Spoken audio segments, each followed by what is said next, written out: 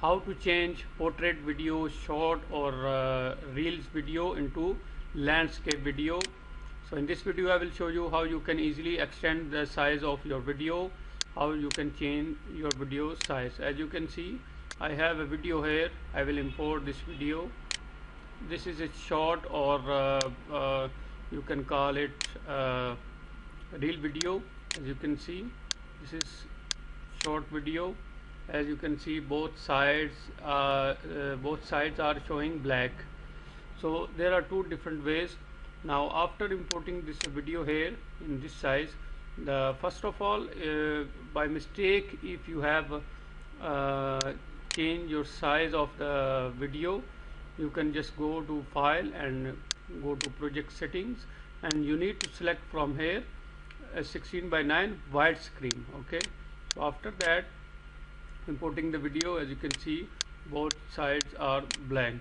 So the first method is, I will show you two methods. Now the first method is right click on that and you need to click on crop and zoom. Now after clicking on that, you will see here, you will be able to see the size. As you can see, from here we need to change 16:9 from this area, and you will see it will be showing that which area you want to keep and other will be removed. Now this is our first method. Now the second method is, I will show you. Now I will, by pressing Ctrl Z, I will keep the video on the same size. Now after that, you need to click on effects, and in effects you need to type blur, Samsung Galaxy A24, and you will see lots of blur effects.